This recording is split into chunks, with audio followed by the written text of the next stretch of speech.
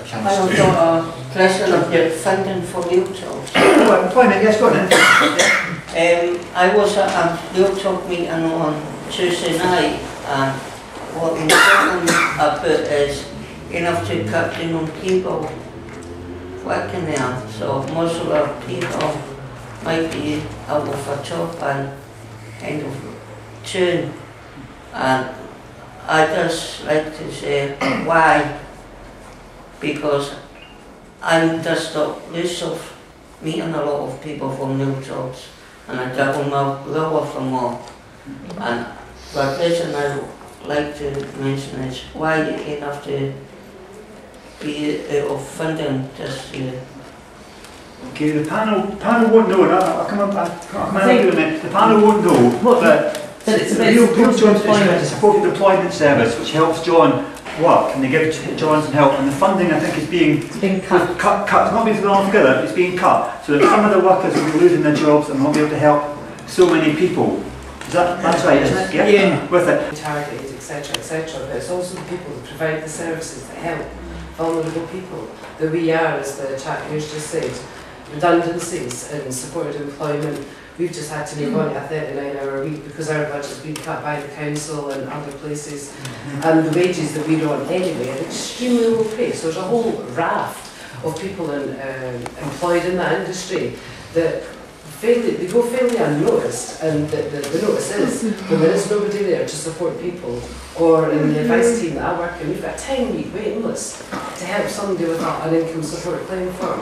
Well, it's appalling. That's what helps me in this film. On the jobs, some interesting proposals on the jobs are Conservatives very much want to support the voluntary sector, encourage much more of the voluntary sector, working with folks, paying on results with jobs. So we're encouraging the voluntary sector to work with people, and if they do get someone into work, provide the training, provide the support they need, they're getting paid on the results, and encouraging more and more employers to take folks on who've been out of work for a long time. So someone's been out of work for 6 months or more, that can be for lots of reasons, not just, this is a learning disabilities meeting, but much more reasons than just a learning disability, but encouraging employers by giving them a break as well in their national insurance.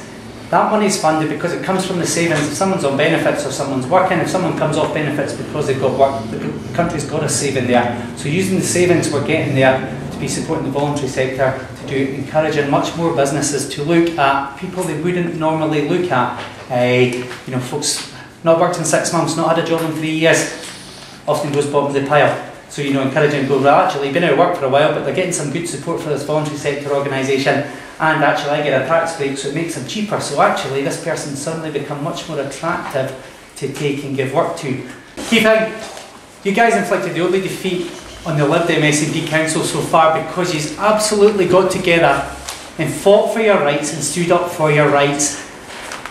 And that is my message. Whatever's happening in the future, if you let them ride over yous, you'll not get it. You need to fight for your rights, and fighting for your rights is what kept. So it was a very impressive fight, but just, absolutely fight.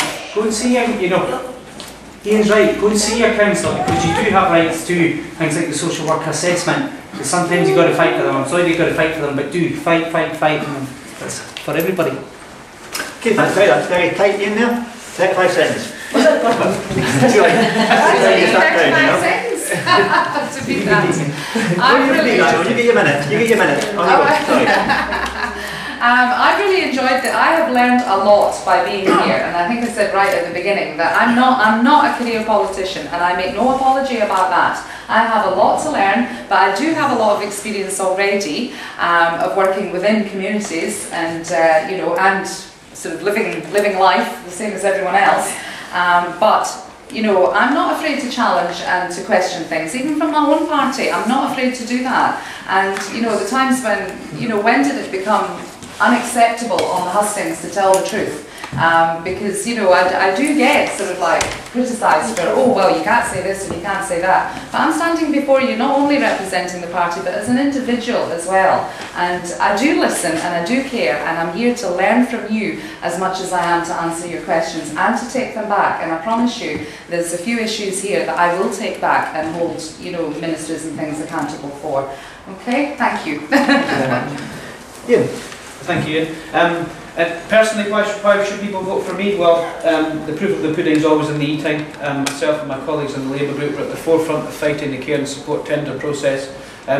You won with our support. We didn't win. You won with our support. We managed to defeat that dreadful situation at the council because we believe fundamentally that the most vulnerable in society have to be protected. Why should you vote for my party? Over the last 13 years, services have improved, communities are better, investment in the NHS is far better. We've heard that already from independent funds that have said that it was in intensive care close to death. It's now back on the ward and just about to go home. There is an awful lot of investment gone into communities, gone into voluntary organisations. We are going through a difficult time in terms of finance, but if your values are to look after people, and that's the values of my party, then it's the only place that your vote should go. There will only be two winners, or one winner from two people at this particular general election. There'll either be Labour Party values in number 10, or there'll be David Cameron Conservative Party values in number 10. And for all the great words that we have from Ian McGill, I frankly just don't believe them. I just think it's a way of trying to win an election. And until we can find out from the Liberal Democrats if they'll prop up a Conservative government, and I think there's only one way if you want to protect disability rights and the way we fund disability services, and that's to vote Labour. So there's the party political broadcast. That's fine, that's what this bit's for. Ian, and John. Okay, I think you've got a unique opportunity at this election to change away from the two old parties that have been running the country for the last 60 years. The Labour Party, we've seen they've been in, they've done some good things recently, but the one thing which will be to the eternal shame of the current Labour government is that the gap between the poorest and the richest is wider now than it was when they came to power. We may have expected it when it was a Conservative government under Margaret Thatcher. A number of people here are old enough to remember that. The division between the poor and rich would increase then, but it's increased under a Labour government too. This is an opportunity to say what we want in the future is a fair society. We want something different. We want to take the poorest out of the taxation system altogether. And the main thing I would just say to people is here, get out there and vote.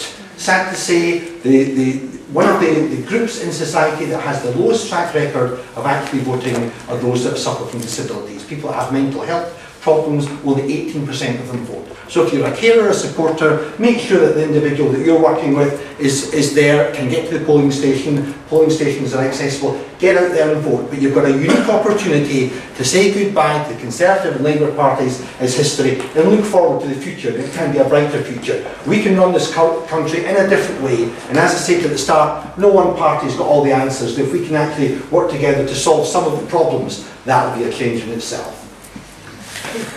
I'm going to say, I have a bit of clap. I think you give me a clap for actually coming along and giving us this.